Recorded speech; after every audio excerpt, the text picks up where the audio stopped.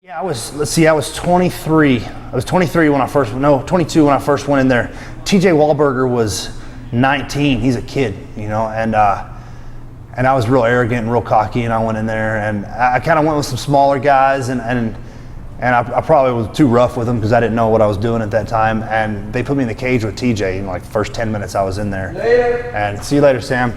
And actually, we got into it real well, and he beat the shit out of me. And I was a 19-year-old kid, beat me up. He couldn't even grow a mustache or anything.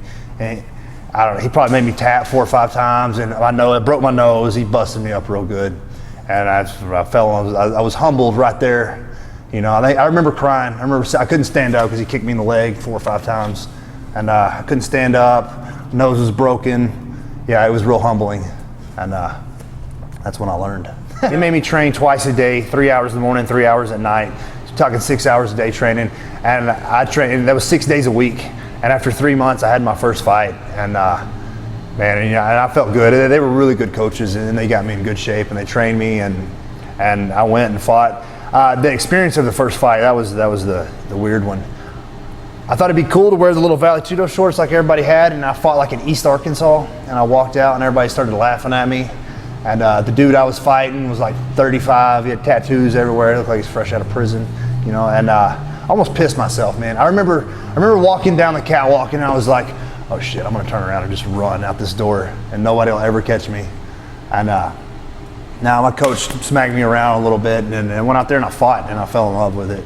Yeah, I threw up after the first round, and then it ended up being a 3-round fight. I won the decision, but they ended up they put me on oxygen mask, and it was terrible. Yeah, I was a lot of nerves got me and stuff. I almost had a heart attack. I thought, you know, it was bad. When I first started, it was kind of, I wanted to do it so I could tell all the girls, you know, I was kind of thought it was cool. I was a cool guy because I was a cage fighter. That's what you tell her. I'm a cage fighter.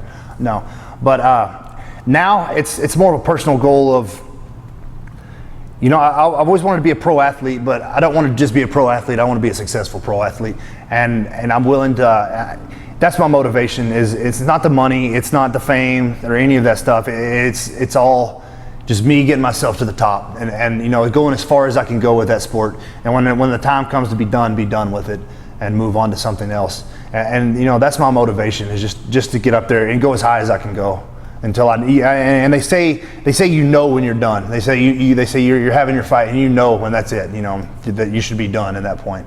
And once I get to that point, I'll be done. But I'm definitely going to go as far as I can until then.